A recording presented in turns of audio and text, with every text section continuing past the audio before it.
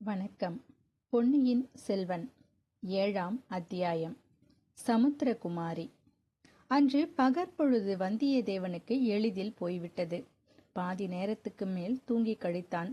விழித்திருந்த நேரமெல்லாம் பூங்குழலியின் விசித்திரமான சுபாவத்தை பற்றி எண்ணுவதில் சென்றது.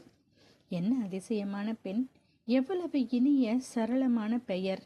ஆனால் சுபாவம் எவ்வளவு கடுமையானது! கடுமை மட்டும்தானா? அதில் இனிமையும் கலந்துதான் இருந்தது. சிறுத்தையை அடித்து கொன்ற காரியத்தை பற்றி எவ்வளவு சர்வசாதாரணமாக கூறினாள்! இவ்வளவுடன் சில சமயம் உன்மத்தம் பிடித்தவள் மாதிரி நடந்து கொள்கிறாளே, அது ஏன்? இந்த பெண்ணின் வாழ்க்கையில் ஏதோ ஒரு கசப்பான சம்பவம் நடந்திருக்க வேண்டும். கசப்பான சம்பவமோ அல்லது இனிப்பான சம்பவம்தானோ, இரண்டிலும் இப்படி ஒரு பெண் உன்மத்தம் பிடித்தவள் ஆகியிருக்கக்கூடும். அல்லது ஒன்றுமே காரணமில்லாமல் பிறவியிலேயே இத்தகைய இயற்கையுடன் பிறந்தவளோ. இவளுடைய பெற்றோர்களின் இயற்கையில் விசேஷம் ஏதும் இல்லை. இனிய சாந்த சுபாவம் படைத்தவர்களாய் இருக்கிறார்களே. குணம் எப்படியாவது இருக்கட்டும், நம்மிடம் இவளுக்கு இவ்வளவு சிரத்தை ஏற்பட்டதன் காரணம் என்ன? பழுவூர் ஆட்களிடம் நாம் பிடிபடாமல் தப்புவிப்பதற்கு இவ்வளவு பிரயத்தனம் செய்திருக்கிறாளே. இலங்கைக்கு படகு வளைத்து கொண்டு வருவதாகவும் சொல்லியிருக்கிறாளே. இதிலெல்லாம் ஏதாவது ஏமாற்றம் இருக்குமோ? ஒரு நாளும் இல்லை. ஆனாலும் இவள் மனம் மாறியதன் காரணம் என்ன? நம்மிடம் இவள் எவ்வித பிரதி உபகாரத்தை எதிர்பார்க்கிறாள்? பின்னால் கூறுவதாக கூறியிருக்கிறாளே, அது என்னவாயிருக்கும்? இவ்வாறு வந்தியத்தேவன் சிந்தனை செய்து கொண்டிருந்த சமயங்களில் பூங்குழலி கூறியிருந்தது போலவே அவனை சுற்றி நாலாபுறங்களிலும் அடிக்கடி அமளி துமளிப்பட்டது. குதிரைகளின் ஓட்டம், மனிதர்களின் அட்டகாசம், சிறிய வனஜந்துக்களின் பயம் நிறைந்த கூச்சல், பறவைகள் கிரீச்சிடுதல், இவ்வளவும் சேர்ந்து சில சமயம் ஒரே அமர்க்கலமாயிருந்தது. அடுத்தாற்போல் அமைதி குடிகொண்டு நிசப்தமாயும் இருந்தது. அமர்க்கலப்பட்டதெல்லாம் தன்னை தேடி பிடிப்பதற்காகத்தான் என்று வந்தியத்தேவன் உணர்ந்தான். வைத்தியரின் மகன் செய்த துரோகமும் அவனுடைய மனதில் அடிக்கடி வந்து கொண்டிருந்தது. நிர்மூடன் பூங்குழலியிடம் அதற்குள் மையல் கொண்டு விட்டதாக அவனுக்கு எண்ணம் போலும். சிறிய குட்டையில் உள்ள தண்ணீர் வடவாமுகாக்கினியின் மீது காதல் கொண்டது போலத்தான். பெண் சிங்கத்தை ஒரு சுண்டெலி கல்யாணம் செய்து கொள்ள எண்ணிய கதைதான். ஆனாலும் அவனுடைய அறிவீனத்தை இந்த பெண் எப்படி பயன்படுத்தி கொண்டு விட்டாள்? அவனுடைய மனதில் எவ்விதம் பொறாமை கனலை மூட்டிவிட்டாள்? அரை நாழிகை நேரத்தில் அவனை துரோகியாக்கி விட்டாளே. பெண்மையின் சக்தி அபாரமானதுதான். வந்தியத்தேவா, ஒன்று மட்டும் நீ ஒப்புக்கொள்ளத்தான் வேண்டும். நீ உன்னை வெகு கெட்டிக்காரன் என்று எண்ணியிருந்தாய். தந்திர மந்திர சாமர்த்தியங்களில் உனக்கு இணையாக யாரும் இல்லை என்று இருமாந்திருந்தாய். ஆனால் இந்த நாகரிகம் அறியாத காட்டு மிராண்டி பெண் உன்னை தோற்கடித்து விட்டாள். கடலில் இறங்கி குளித்து கொண்டிருந்த உன்னை இந்த மறைந்த மண்டபத்தில் கொண்டு சேர்ப்பதற்கு அவள் கையாண்ட யுத்தி என்ன என்று சொல்வது? அப்படி அவள் உன் அரை சுற்று சுருளை எடுத்துக்கொண்டு ஓடியிராவிட்டால் இத்தனை நேரம் என்ன ஆகியிருக்கும்? பழுவூர் ஆட்களிடம் நீ சிக்கியிருப்பாய். காரியம் அடியோடு கெட்டு போயிருக்கும். ஆம், இனி எப்போதும் இம்மாதிரி அஜாக்கிரதையாக இருந்துவிடக்கூடாது. மேற்கு கடலில் சூரியன் அஸ்தமித்தது. கோடிக்கரையில் இது ஒரு அற்புதமான காட்சி. அதுவரை தெற்கு நோக்கி வரும் கடற்கரை அந்த முனையில் நேர்கோணமாக மேற்கு நோக்கி திரும்பிச் செல்கிறது. ஆதலின் கோடிக்கரையில் மேடான இடத்திலிருந்து பார்த்தால் கிழக்கு, மேற்கு, தெற்கு ஆகிய 3 திசைகளிலும் கடல் பரந்திருக்க காணலாம்.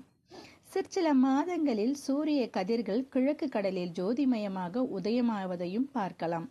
மேற்கே கடலை தங்கமயமாக செய்து கொண்டு மூழ்கி மறைவதையும் காணலாம்.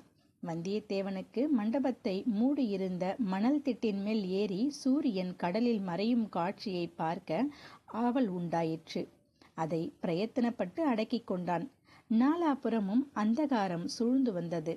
மறைந்த மண்டபத்தில் முன்னமே குடிகொண்டிருந்த இருள் பன்மடங்கு கரியதாயிற்று. வந்தியத்தேவனால் அங்கே மேலும் இருக்க முடியவில்லை. வெளியேறி வந்தான். மண்டபத்தை மூடிய மணல் திட்டின் மீது நின்றான். வெகு தூரத்தில் கலங்கரை விளக்கின் ஒளி தெரிந்தது. வானத்தில் வைரமணிகள் சுடர்விட்டு ஜொலித்தன. காட்டில் பல விசித்திரமான ஒளிகள் உண்டாயின. பகலில் வன பிரதேசத்தில் கேட்கும் ஒலிகளுக்கும் இரவில் கேட்கும் ஒலிகளுக்கும் மிக்க வேற்றுமை இருந்தது. இரவில் கேட்கும் ஒலி மர்மம் நிறைந்து உள்ளத்தில் பீதியையும் உடலிலே சிலிர்ப்பையும் உண்டாக்கின. பகலில் எதிரே புலியை பார்த்தாலும் மனம் பதறுவதில்லை, பயமும் உண்டாவதில்லை. இரவில் ஒரு புதரில் சின்னஞ்சிறு எலி ஓடினாலும் உள்ளம் திடுக்கிடுகிறது. இதோ குயிலின் குரல், குக்கூ குக்கூ. அந்த குரல் தேவகானத்தைப் போல் வந்தியத்தேவன் காதில் ஒலித்தது. குரல் வந்த திக்கை நோக்கி சென்றான். பூங்குழலி அங்கு நின்றாள். சத்தம் செய்யாமல் என்னுடன் வா என்று சமிஞ்ஞை செய்தாள். அங்கிருந்து கடற்கரை வெகு சமீபம் என்று தெரிய வந்தது. கடற்கரையில் படகு ஆயத்தமாய் இருந்தது. அதில் பாய்மரமும் பாயும் அதை கட்டும் கயிறும் சுருட்டி வைக்கப்பட்டிருந்தன. படகிலிருந்து 2 கழிகள் நீட்டு கொண்டிருந்தன. அந்த கழிகளின் முனையில் ஒரு பெரிய மரக்கட்டை பொருத்தி கட்டப்பட்டிருந்தது. படகை கடலில் இறக்குவதற்கு வந்தியத்தேவன் உதவி செய்ய போனான். நீ சும்மா இரு என்று பூங்குழலி சமிஞ்ஞை செய்தாள். படகை லாவகமாக தள்ளி கடலில் இறக்கினாள். சிறிதும் சத்தமின்றி கடலில் அப்படகு இறங்கியது. வந்தியத்தேவன் படகில் ஏறிக்கொள்ள எத்தனித்தான். உஷ், சற்று பொறு, கொஞ்ச தூரம் போன பிறகு நீ ஏறிக்கொள்ளலாம் என்று பூங்குழலி மெல்லிய குரலில் கூறிவிட்டு படகை பிடித்து இழுத்து கொண்டே போனாள். வந்தியத்தேவன் தானும் உதவி செய்ய எண்ணி படகை தள்ளினான். படகு நின்றுவிட்டது. நீ சும்மா வந்தால் போதும் என்றாள் பூங்குழலி. கரை ஓரத்தில் அலைமோதும் இடத்தை தாண்டிய பிறகு இனிமேல் படகில் ஏறிக்கொள்ளலாம் என்று சொல்லி அவள் முதலில் ஏறிக்கொண்டாள். வந்தியத்தேவனும் தாவி ஏறினான். அப்போது படகு அதிகமாக ஆடியது. அந்த ஆட்டத்தில் வந்தியத்தேவன் கடலில் விழுந்து விடுவான் போல தோன்றியது. சமாளித்து கொண்டு உட்கார்ந்தான். ஆயினும் அவனுடைய நெஞ்சு படபடவென்று அடித்து கொண்டது. இனிமேல் ஏதாவது பேசலாம் அல்லவா என்று கேட்டான். நன்றாக பேசலாம், உனக்கு நடுக்கம் நீங்கியிருந்தால் பேசலாம் என்றாள் பூங்குழலி. நடுக்கமா? யாருக்கு நடுக்கம்? அதெல்லாம் ஒன்றுமில்லை. ஒன்றுமில்லாவிட்டால் சரி, பாய்மரம் கட்ட வேண்டாமா? பாய்மரம் கட்டினால் கரையில் உள்ளவர்கள் ஒருவேளை நம்மை பார்த்து விடுவார்கள், ஓடி வந்து பிடித்து கொள்வார்கள். இனி அவர்கள் வந்தால் ஒரு கை பார்த்து விடுகிறேன், நீ கொஞ்சமும் பயப்பட வேண்டாம் என்று வந்தியத்தேவன் தன் வீர பிரதாபத்தை சொல்லத் தொடங்கினான். இப்போது எதிர்காற்று அடிக்கிறது. பாய்மரம் விரித்தால் படகை மறுபடி கரையிலே கொண்டு போய் மோதும். நடுநிசிக்கு மேல் காற்று திரும்பக்கூடும். அப்போது பாய்மரம் விரித்தால் பயன்படும் என்று பூங்குழலி கூறினாள். ஓ, உனக்கு இதெல்லாம் நன்றாய் தெரிந்திருக்கிறது. அதனால்தான் உன்னை அழைத்து போகும்படி உன் தந்தை சொன்னார். என் தந்தையா? யாரை சொல்லுகிறாய்? உன் தகப்பனைத்தான் சொல்லுகிறேன். கலங்கரை விளக்கின் காவல் தியாக விடங்க கரையரை சொல்கிறேன். கரையில் இருக்கும்போதுதான் அவர் என்னுடைய தந்தை. கடலில் இறங்கிவிட்டால் தகப்பனார் கூட மாறி போய் விடுவாரா என்ன? ஆமாம், இங்கே சமுத்திரராஜன் தான் என் தகப்பனார். என்னுடைய இன்னொரு பெயர் சமுத்திரகுமாரி. உனக்கு யாரும் சொல்லவில்லையா? சொல்லவில்லை. அது என்ன விசித்திரமான பெயர்? சக்கரவர்த்தியின் இளைய குமாரரை பொன்னியின் செல்வன் என்று சிலர் சொல்லுகிறார்கள் அல்லவா? அது போலத்தான். இதை கேட்டதும் வந்தியத்தேவன் தனது அரை சுற்று சுருளை தடவி பார்த்து கொண்டான். அதை கவனித்த பூங்குழலி, பத்திரமாக இருக்கிறதல்லவா என்று கேட்டாள். எதை பற்றி கேட்கிறாய்? உன் அரை சுருளில் வைத்திருக்கும் பொருளை பற்றித்தான். வந்தியத்தேவனுடைய மனதில் சொரேல் என்றது. ஒரு சிறிய சந்தேகம் ஜனித்தது. அவனுடன் பேசிக்கொண்டே பூங்குழலி துடுப்பை வலித்து கொண்டிருந்தாள். படகு போய்க் கொண்டிருந்தது. இலங்கை தீவுக்கு நாம் எப்போது போய் சேரலாம் என்று கேட்டான் வந்தியத்தேவன். 2 பேராக துடுப்பு வலித்தால் பொழுது விடியும் சமயம் போய் சேரலாம். காற்று நமக்கு உதவியாக இருந்தால். நானும் துடுப்பு வலிக்கிறேன். உன்னை தனியாக விட்டு விடுவேனா? வந்தியத்தேவன் தன் அருகில் இருந்த துடுப்பை பிடித்து வலித்தான். ஆ, படகு வலிப்பது லேசான வேலை என்று? மிகவும் கடினமான வேலை. படகு விர் என்று சுழன்று அடியோடு நின்றுவிட்டது. இது என்ன? நீ துடுப்பை வலித்தால் படகு போகிறது, நான் தொட்டவுடனே நின்று விட்டதே. நான் சமுத்திரகுமாரி அல்லவா, அதனாலேதான். நீ சும்மா இருந்தால் போதும். உன்னை எப்படியாவது இலங்கையில் கொண்டு போய் சேர்த்து விடுகிறேன், சரிதானே? வந்தியத்தேவன் சிறிது வெட்கமுற்றான். சற்று நேரம் சும்மா இருந்தான். சுற்றும் முற்றும் பார்த்தபோது படகிலிருந்து நீட்டிக் கொண்டிருந்த கழிகளும் கட்டைகளும் அவன் கண்களில் பட்டன. இந்த கட்டை என்னத்திற்கு என்று கேட்டான். படகு அதிகம் ஆடாமல் இருப்பதற்காக. இதை காட்டிலும் படகு அதிகம் ஆடுமா என்ன? இப்போவேதான் வேண்டிய ஆட்டம் ஆடுகிறதே, எனக்கு தலை சுற்றும் போல் இருக்கிறது. இது ஒரு ஆட்டமா? ஐப்பசி கார்த்திகையில் வாடை காற்று அடிக்கும் போதல்லவா பார்க்க வேண்டும். கரையிலிருந்து பார்த்தால் கடல் அமைதியாக தகடு போல் இருப்பதாக தோன்றியது. ஆனால் உண்மையில் அவ்விதம் இல்லை என்பதை வந்தியத்தேவன் கண்டான். நுரையில்லாத அலைகள் எழும்பி விழுந்து கொண்டுதான் இருந்தது. அவை அப்படகை தொட்டில் ஆட்டுவது போல் ஆட்டிக்கொண்டிருந்தன. பெருங்காற்று அடிக்கும்போது இந்த கட்டை என்ன ஆகும்? எவ்வளவு பெரிய காற்று என்பதை பொறுத்தது. சாதாரணமாய் பெருங்காற்று அடித்தாலும் இந்த கட்டை படகை கவிழ விடாமல் நிறுத்தி வைக்கும். ஒருவேளை சுழிக்காற்று அடித்து படகு கவிழ்ந்து விட்டால் இந்த கட்டையை படகிலிருந்து அவிழ்த்து விட்டு விடாமல் அதை பிடித்து கொண்டு உயிர் தப்புவதற்கு பார்க்கலாம். ஐயோ, காற்றில் படகு கவிழ்ந்து விடுமா என்ன? சுழிக்காற்று அடித்தால் பெரிய பெரிய மரக்கலன்கள் எல்லாம் சுக்குநூறாகிவிடும். இந்த சிறிய படகு எம்மாத்திரம்? சுழிக்காற்று என்றால் என்ன? இது கூட தெரியாதா? ஒரு பக்கம் இருந்து அடிக்கும் காற்று இன்னொரு பக்கத்தில் இருந்து அடிக்கும் காற்று மோதிக்கொண்டால் சுழிக்காற்று ஏற்படும். இங்கே தை மாசி மாதங்களில் கொண்டல் காற்று அடிக்கும். அப்போது அபாயமே இல்லை. சுலபமாக கோடிக்கரைக்கும் இலங்கைக்கும் போய் வரலாம். இரவுக்கிரவே போய்விட்டு திரும்பலாம். வைகாசியிலிருந்து சோழக காற்று அடிக்கும். சோழக காற்றில் இங்கிருந்து இலங்கை போவது கொஞ்சம் சிரமம். இப்போது சோழக காற்றுக்கும் வாடை காற்றுக்கும் இடையில் உள்ள காலம். கடலில் சில சமயம் காற்றும் மோதிக்கொள்ளும். மத்தினால் தயிர் கடைவது போல் காற்று கடலை கடையும். மலை போன்ற அலைகள் எழும்பி விழும். கடலில் பிரம்மாண்டமான பள்ளங்கள் தென்படும். அப்பள்ளங்களில் தண்ணீர் கரகரவென்று சுழலும். அந்த சுழலில் படகு அகப்பட்டு கொண்டால் அரோகராதான். வந்தியத்தேவனுக்கு திடீரென்று மனதில் ஒரு திகில் உண்டாயிற்று. அத்துடன் ஒரு சந்தேகமும் உதித்தது. ஐயோ, நான் வரவில்லை, என்னை கரையிலே கொண்டு போய் விட்டுவிடு என்று கத்தினான். என்ன உளறுகிறாய்? பேசாமல் இரு. பயமாயிருந்தால் கண்ணை மூடிக்கொள், இல்லாவிட்டால் படுத்து தூங்கு. வந்தியத்தேவனுடைய சந்தேகம் இப்போது உறுதிப்பட்டது. நீ பெரிய மோசக்காரி. என்னை கடலில் மூழ்கடிப்பதற்காக அழைத்து போகிறாய். நான் தூங்கினால் உன் காரியம் மிகவும் சுலபமாகும் என்று பார்க்கிறாய். இது என்ன பைத்தியம்? எனக்கொன்றும் பைத்தியமில்லை. படகை திருப்புகிறாயா இல்லையா? திருப்பாவிட்டால் கடலில் குதித்து விடுவேன். தாராளமாய் குதி. ஆனால் குதிப்பதற்கு முன்னால் பொன்னியின் செல்வனுக்கு நீ எடுத்து போகும் ஓலையை என்னிடம் கொடுத்துவிடு. ஓ, அந்த ஓலையை பற்றி உனக்கு எப்படி தெரிந்தது? உன் இடுப்பில் சுற்றியிருக்கும் சுருளை அவிழ்த்து பார்த்ததில் தெரிந்தது. நீ யார், எதற்காக இலங்கைக்கு போகிறாய் என்று தெரிந்து கொள்ளாமல் உனக்கு படகு தள்ள சம்மதித்திருப்பேனா? காலையில் மரத்தின் மேல் உட்கார்ந்து உன் அரைச்சுருளை அவிழ்த்து ஓலையை பார்த்தேன். மோசக்காரி, உன்னை நம்பி வந்துவிட்டேனே. படகை திருப்புகிறாயா மாட்டாயா? வந்தியத்தேவனுடைய திகிலும் வெறியும் பன்மடங்கு ஆயின. படகை திருப்பு, படகை திருப்பு என்று அலறினான். நான் மட்டும் இளைய பிராட்டி குந்தவையாக இருந்திருந்தால் இவ்வளவு முக்கியமான ஓலையை உன்னை போன்ற சஞ்சல புத்திக்காரனிடம் கொடுத்து அனுப்பியிருக்க மாட்டேன் என்றாள் பூங்குழலி. ஓஹோ, ஓலை கொடுத்தது யார் என்று கூட உனக்கு தெரிந்திருக்கிறதே. நீ வஞ்சகி என்பதில் சந்தேகமில்லை. படகை திருப்புகிறாயா, கடலில் குதிக்கட்டுமா? குதி, தாராளமாய் குதி என்றாள் பூங்குழலி. வெறி கொண்ட வந்தியத்தேவன் தொப்பென்று கடலில் குதித்தான். கரையோரத்தில் இருந்தது போல் தண்ணீர் கொஞ்சமாக இருக்கும் என்று எண்ணி குதித்தான். அதற்குள்ளே படகு நீச்சு நிலை கொள்ளாத ஆழமான கடலுக்கு வந்துவிட்டது என்பதை அவன் அறியவில்லை. கடலில் குதித்த பிறகுதான் அதை அறிந்தான். அறிந்த பிறகு அலறி தத்தளித்தான். இதற்குள் வந்தியத்தேவன் ஓரளவு நீந்த தெரிந்து கொண்டிருந்தான்.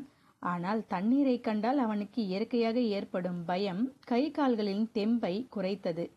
ஆற்றிலே குளத்திலே என்றால் பக்கத்தில் உள்ள கரையை பார்த்த தைரியம் கொள்ள இடமிருந்தது.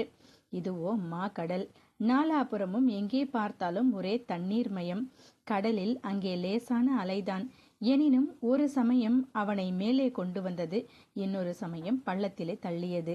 மேலே வந்தபோது படகு கண்ணுக்கு தெரிந்தது. ஓ என்று கத்தினான். பள்ளத்தில் விழுந்தபோது படகு கண்ணுக்கு தெரியவில்லை. சுற்றிலும் இருண்ட தண்ணீரின் சுவர் மட்டுமே தெரிந்தது. ஓ என்று அலறும் சத்தம் சக்தியை கூட அவனுடைய நா இழந்து விட்டது. மூன்றாவது முறை கடல் அலை அவனை மேலே கொண்டு வந்தபோது படகு முன்னை விட தூரத்துக்கு போய்விட்டதாக தோன்றியது. இவ்வளவுதான். கடலில் முழுகி சாகப் போகிறோம் என்ற எண்ணம் அவன் மனதில் உண்டாகிவிட்டது. நாம் முழுகுவது மட்டுமில்லை, நம்முடைய அரைக்கச்சும் அதில் உள்ள ஓலையும் முழுகப் போகின்றன. குந்தவை தேவியின் முகம் அவன் மனக்கண்ணின் முன்னால் வந்தது. இப்படி செய்துவிட்டாயே என்று கேட்பது போல இருந்தது. ஆஹா, என்னவெல்லாம் கனவு கண்டோம், என்னவெல்லாம் மனக்கோட்டை கட்டினோம். வானர் குலத்து பழைய அரசு திரும்ப வந்து இரத்தின கச்சிதமாக சிங்காதனத்தில் பக்கத்தில் இளைய பிராட்டியுடன் வீற்றிருக்கப் போவதாக எண்ணினோமே, அவ்வளவும் பாழாகிவிட்டது. இந்த பாவி பெண் கெடுத்து விட்டாள். இவள் ஒரு பெண் அல்ல, பெண் உருக்கொண்ட பேய், பழுவேட்டரையர்களை சேர்ந்தவள். இல்லை, அந்த மோகினி பிசாசு நந்தினியைச் சேர்ந்தவள். நாம் கடலில் முழுகி செத்தாலும் பாதகமில்லை. இந்த பெண் பேய் மட்டும் இப்போது நம்மிடம் சிக்கினால் இவள் கழுத்தை நெரித்து... சிச்சி, இது என்ன எண்ணம்? சாகும்போது நல்ல விஷயமாக எண்ணிக்கொள்வோம், கடவுளை நினைப்போம். உமாபதி, பரமேஸ்வரா, பழனி ஆண்டவா, பார்க்கடலில் பள்ளி கொண்ட பெருமாளே, குந்தவை தேவி மன்னிக்கவும், ஒப்புக்கொண்ட காரியத்தை முடிக்காமல் போகிறேன். அதோ படகு தெரிகிறது. அந்த பெண் மட்டும் இப்போது கையில் சிக்கினால்... வந்தியத்தேவன் கடலில் குதித்து சிறிது நேரம் வரையில் பூங்குழலி அலட்சியமாகவே இருந்தாள். தட்டு தடுமாறி நீந்தி வந்து படகில் தொத்திக்கொள்வான் என்று நினைத்தாள். கொஞ்சம் திண்டாடட்டும் என்ற எண்ணத்துடனே படகுக்கும் அவனுக்கும் இருந்த தூரத்தை அதிகமாக்கினாள். விரைவில் அவள் எண்ணியது தவறு என்று தெரிந்துவிட்டது. இவனுக்கு நன்றாக நீந்த தெரியவில்லை, அதோடு பீதியும் அடைந்து விட்டான். ஆ ஓ என்று அவன் அலறுவது விளையாட்டுக்கு அன்று, உண்மையான பயத்திலேதான். இன்னும் சற்று போனால் உப்பு தண்ணீரை குடிக்க தொடங்கி விடுவான், முழுகியும் போய்விடுவான். பிறகு அவனுடைய உடலை கண்டுபிடிக்கவும் முடியாது. சேச்ச, தவறல்லவா செய்துவிட்டோம்.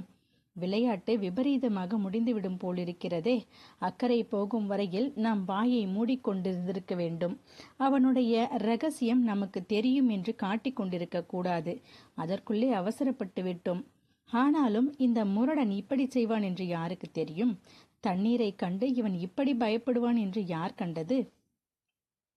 அலையின் உச்சியில் வந்தியத்தேவன் அடுத்த தடவை தெரிந்தபோது பூங்குழலி படகை அவனை நோக்கி செலுத்தினாள். ஒரு நொடி பொழுதில் படகு அவனுக்கு அருகில் நெருங்கிவிட்டது. வா வா, வந்து ஏறிக்கொள் என்றாள். ஆனால் அவன் காதில் விழுந்ததாக தெரியவில்லை. விழுந்தாலும் படகை பிடித்து ஏறிக்கொள்ளப் போகிறவனாக தெரியவில்லை. கேட்கும் சக்தியோடும் பார்க்கும் சக்தியையும் இழந்து விட்டதாக தோன்றியது. ஆனால் அலறும் சக்தி மட்டும் இருந்தது. ஒரு கையை மேலே தூக்கி தலையை மேலாக நிமிர்த்தி ஓ என்று ஒரு கணம் அலறினான். சகல நம்பிக்கையையும் இழந்து முழுகி சாகப் போகிறவனுடைய ஓலக்குரல் அது என்பதை பூங்குழலி அறிந்தாள்.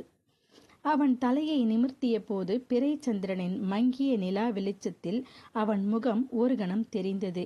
வெறி முற்றிய பைத்தியக்காரனின் முகம்தான் அது. அவனாக வந்து படகில் ஏறிக்கொள்வான் என்று நினைப்பது வீண். நாம் தான் அவனை காப்பாற்றி படகில் ஏற்றியாக வேண்டும்.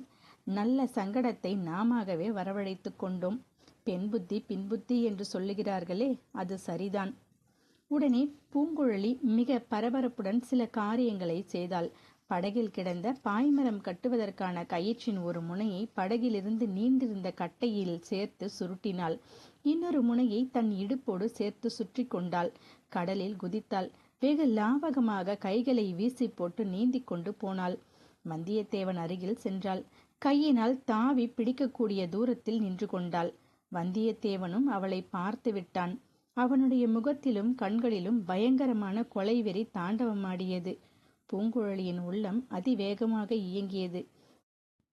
நீந்த தெரியாதவர்களும் கை சளைத்து தண்ணீரில் மூழ்கப் போகிறவர்களும் கடைசி நேரத்தில் என்ன செய்வார்கள் என்பது அவளுக்கு தெரிந்திருந்தது. தங்களை காப்பாற்றுவதற்காக யாராவது வந்தால் அப்படி வருகிறவர்களின் தோளையோ கழுத்தையோ கெட்டியாக பிடித்து கொண்டு விடுவார்கள். காப்பாற்ற வருகிறவர்களும் நீந்த முடியாமல் செய்து விடுவார்கள். உயிரின் மேலுள்ள ஆசையானது அச்சமயம் அவர்களுக்கு ஒரு யானையின் பலத்தை அளித்துவிடும். காப்பாற்ற வருகிறவர்களை இறுக்கி பிடித்து தண்ணீரில் அமுக்க பார்ப்பார்கள். அவர்களுடைய பயங்கர ராட்சத பிடியிலிருந்து விடுவித்து கொள்ளவும் முடியாது, நீந்தவும் முடியாது.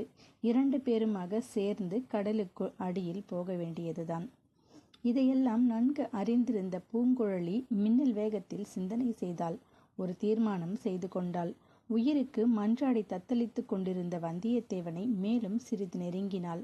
அவனுடைய தலை பக்கமாக வந்தாள். ஒரு கையினால் நீந்திக் கொண்டு இன்னொரு கையை இறுக மூடி ஓங்கினாள்.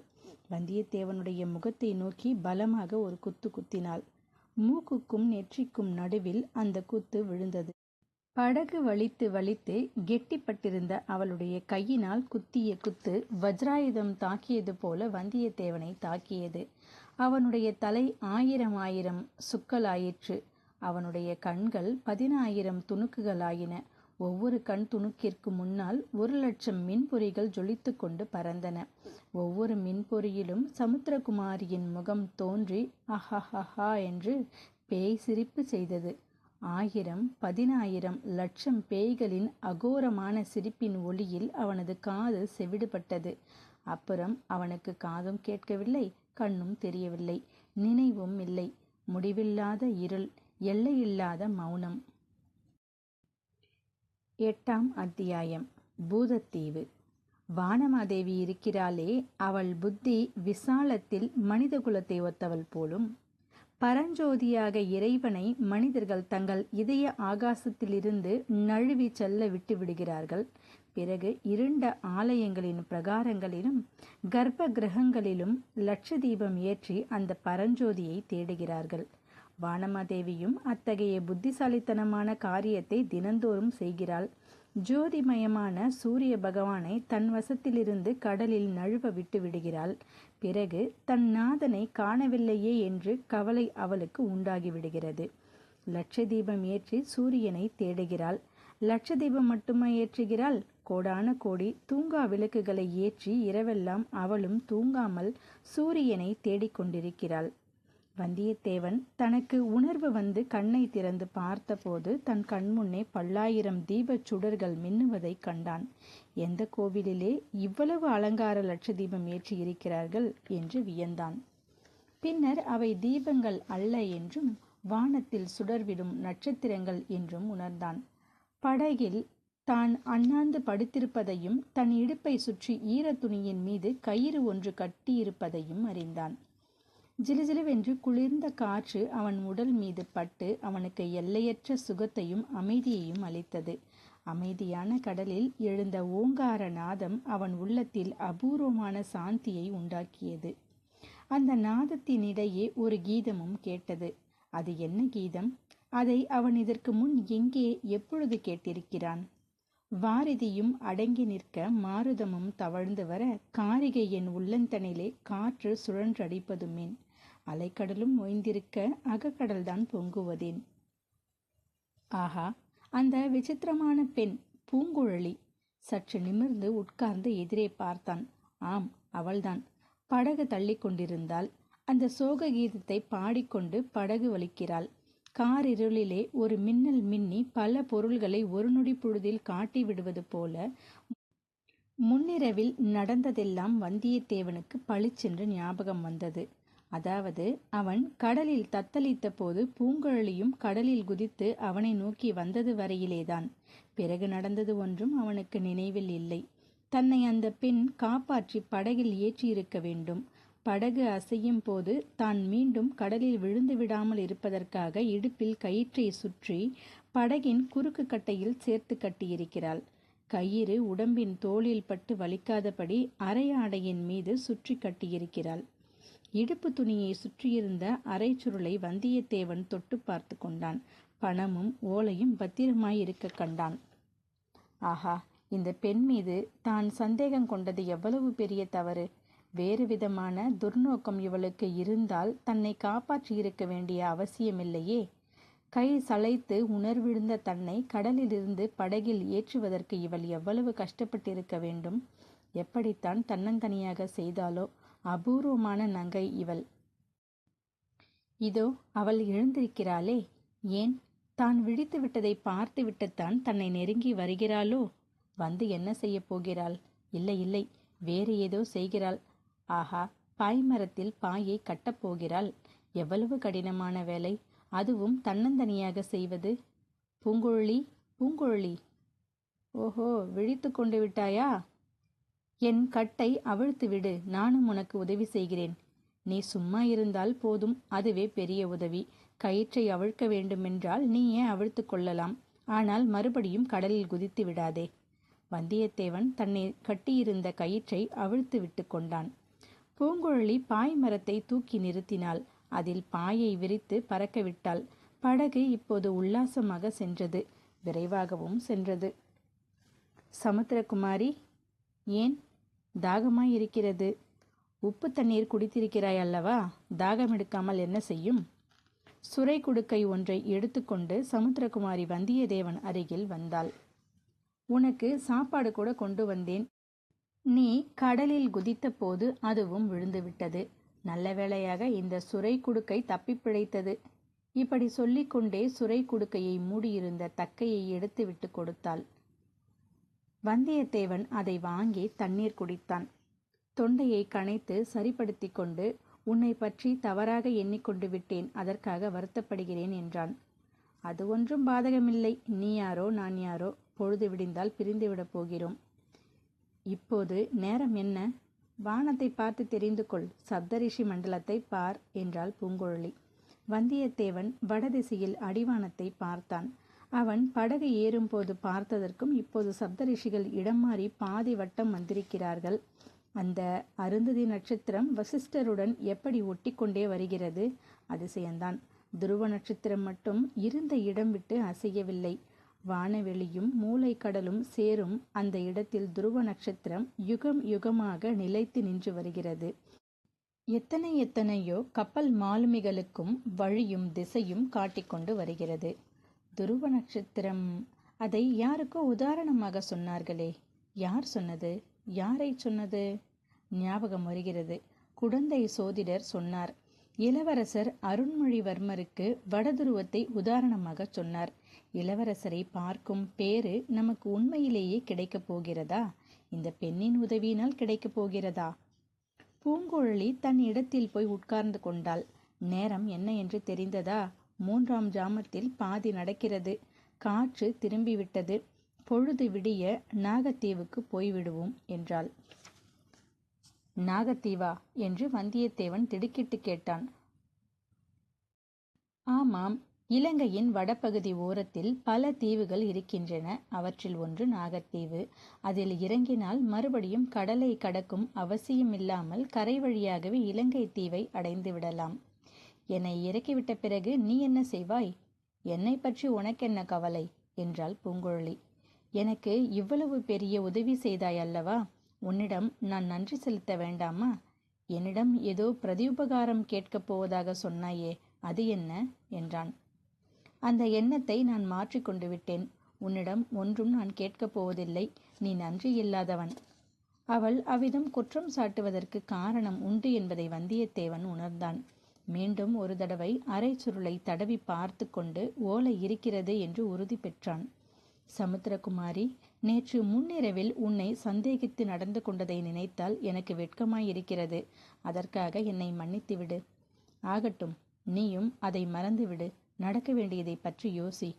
இலங்கையில் உன்னை நான் இறக்கிவிட்ட பிறகு என்ன செய்வாய்? இளவரசர் இருக்குமிடத்தை எப்படி கண்டுபிடிப்பாய்? இந்த கடலை கடப்பதற்கு எனக்கு உதவி செய்த கடவுள் அதற்கும் உதவி செய்வார்.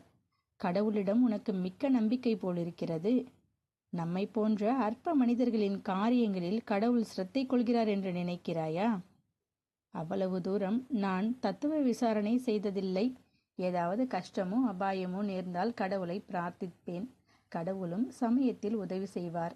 இந்த கடலில் எனக்கு படகு தள்ளுவதற்காக கடவுள் உன்னை அனுப்பி வைத்தார் அல்லவா? அவ்வளவு கர்வம் உனக்கு வேண்டாம். நான் உனக்காக படகு தள்ளவில்லை.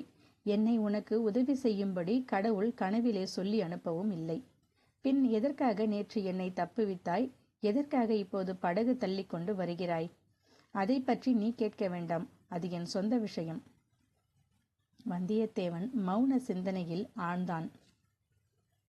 அவனுடைய கர்வம் கொண்ட உள்ளத்தில் ஓர் எண்ணம் தோன்றியது. தன்னுடைய வீர சௌந்தரிய வடிவழகை கண்டு தன் பேரில் இப்பெண் மோகம் கொண்டு விட்டாளோ என்று நினைத்தான். உடனே அந்த எண்ணத்தை மாற்றிக்கொண்டான். அவனுடைய கர்வம் கொண்ட உள்ளத்தில் ஓர் எண்ணம் தோன்றியது. தன்னுடைய வீர சௌந்தரிய வடிவழகை கண்டு தன் பேரில் இப்பெண் மோகம் கொண்டு விட்டாளோ என்று நினைத்தான். உடனே அந்த எண்ணத்தை மாற்றிக்கொண்டான். இவளுடைய பேச்சும் நடவடிக்கைகளும் அம்மாதிரி என்ன இடம் தரவில்லை. வேறு ஏதோ மர்மமான காரணம் இருக்கிறது. இவளுடைய வாயை பிடுங்கி அதை தெரிந்து கொள்ள வேண்டும். ஒரு விஷயத்தை நினைத்தால் கொஞ்சம் எனக்கு கவலையாகத்தான் இருக்கிறது என்றான். அது என்ன, உனக்கு கூடவா கவலையாயிருக்கிறது? இலங்கையில் காடும் மலையும் அதிகம் என்று சொல்கிறார்கள். இலங்கையில் பாதிக்கு மேலே காடும் மலையும் தான். காட்டு மிருகங்கள் அங்கே அதிகம் என்று சொல்கிறார்கள். காட்டு யானைகள் மந்தை மந்தையாக சஞ்சரித்து கொண்டிருக்கும். சில சமயம் காடுகளுக்கு வெளியிலும் யானைகள் கூட்டம் வந்துவிடும். இலங்கையில் உள்ளவர்கள் காட்டு மிராண்டி மக்கள் என்று கேள்விப்பட்டிருக்கிறேன். அது முழு பொய். அப்படியானால் சரி, நீ சொன்னால் உண்மையாகத்தான் இருக்கும். அப்படிப்பட்ட காட்டு பிரதேசத்தில் இளவரசர் அருண்மொழிவர்மர் எங்கே இருக்கிறார் என்று தேடி கண்டுபிடிக்க வேண்டும். அது ஒன்றும் கஷ்டமில்லை என்று சற்று முன் சொன்னாயே? ஆமாம், சொன்னேன். சூரியன் இருக்கும் இடத்தை கண்டுபிடிப்பதில் என்ன கஷ்டம் இருக்க முடியும் என்று முதலில் நினைத்தேன். இப்போது ஏன் வேறு விதமாக நினைக்கிறாய்? சூரியனை மேகங்கள் மறைத்திருக்கலாம், அல்லது கடலுக்கடியில் சென்றிருக்கலாம். இந்த சூரியனை எந்த மேகமும் கடலும் மறைத்துவிட முடியாது. பொன்னியின் செல்வரை மறைக்க முயலும் மேகமும் ஒளி பெறும், கடலும் ஜொலிக்கும். இளவரசரை பற்றி பேசும்போது இவளுடைய உற்சாகம் எப்படி பொங்குகிறது! சோழ நாட்டு பிரஜைகள் பலரையும் போல இந்த பெண்ணும் அவரை தெய்வமாக கருதுகிறாள். அருள்மொழிவர்மரிடம் அப்படிப்பட்ட வசீகர சக்தி என்ன இருக்கும்? இவ்விதம் மனதில் எண்ணிக்கொண்டு, அப்படியானால் இலங்கையில் இளவரசரை கண்டுபிடிப்பது கஷ்டமில்லை என்றா சொல்கிறாய் என்றான். சோழ சைன்யம் எங்கே இருக்கிறது என்று விசாரித்து கொண்டு போனால் இளவரசர் இருக்கும் இடம் தானே தெரிகிறது. அது எப்படி? இலங்கையில் பாதியளவு சோழ சைன்யம் பரவியிருக்கிறது என்று கேள்விப்பட்டேனே. ஆமாம், மாந்தோட்டத்தில் புலஸ்திய நகரம் வரையில் சோழர் படை பரவியிருக்கிறது என்றுதான் நானும் கேள்விப்பட்டேன்.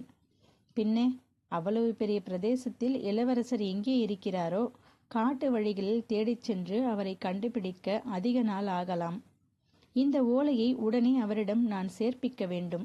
நீதான் ஓலையை பார்த்து விட்டாயே, எவ்வளவு அவசரம் என்று உனக்கு தெரிந்திருக்குமே. சமுத்திரகுமாரி இதற்கு மறுமொழி எதுவும் சொல்லாமல் மௌனமாயிருந்தாள். இளவரசர் இருக்குமிடம் நிச்சயமாக தெரிந்தால் வீண் அலைச்சல் அலையாமல் அவர் இருக்குமிடத்துக்கு நேரே போய்விடலாம் என்றான் வந்தியத்தேவன். அதற்கு ஒரு வழி இருக்கிறது என்றாள் பூங்குழலி. இருக்கும் என்று நம்பித்தான் உன்னை கேட்டேன். காலையில் நாகத்தீவில் உன்னை இறக்கிவிடுவதாக சொன்னேன் அல்லவா? ஆமாம், நாகத்தீவுக்கு பக்கத்தில் பூதத்தீவு என்று ஒன்று இருக்கிறது. தீவின் பெயரே கேட்க பயங்கரமாய் இருக்கிறதே. பயப்படாதே, ஆதியில் அந்த தீவின் பெயர் போதத்தீவு. புத்த பகவான் ஆகாச மார்க்கமாக இலங்கைக்கு வந்தபோது முதலில் அந்த தீவிலேதான் இறங்கினாராம். அங்கிருந்த அரச மரத்தின் அடியில் வீற்றிருந்து புத்த தர்மத்தை போதித்தாராம். அதனால் போதத்தீவு என்று பெயர் வந்தது. பின்னால் அது பூதத்தீவு என்று ஆகிவிட்டதாக்கும். ஆமாம், பூதத்தீவு என்ற பெயரை கேட்டே உன்னை போல் பலர் பயங்கரம் அடைந்தார்கள். பிறகு அந்த தீவுக்கு சாதாரணமாக யாரும் போவதில்லை. பூதத்துக்கு பயப்படாதவர்கள்தான் போவார்கள். அதாவது உன்னை போன்ற தைரியசாலிகள். கொள்ளிவாய் பிசாசுக்கு பயப்படாதவள் அல்லவா நீ? சரி, பூதத்தீவை பற்றி என்ன சொல்ல வந்தாய்? பூதத்தீவின் கரையில் ஒரு நாழிகை நேரம் நீ தாமதித்தால் பொன்னியின் செல்வர் இப்போது இலங்கையில் எங்கே இருக்கிறார் என்று விசாரித்துச் சொல்வேன். பூதத்தீவில் யாரை விசாரிப்பாய்? பூதத்தீவில் ஒரு பூதம் இருக்கிறது, அதை விசாரிப்பேன். அந்த பூதத்தை எனக்கும் காட்டுவாய் அல்லவா? அதுதான் முடியாது. நீ என்னை தொடர்ந்து தீவுக்குள் வரக்கூடாது. கரையில் படகை பார்த்து கொண்டு காத்திருப்பதாக சத்தியம் செய்து கொடுத்தால் நான் போய் விசாரித்து கொண்டு வந்து சொல்வேன். சரி, அப்படியே ஆகட்டும் என்றான் வல்லவரையன்.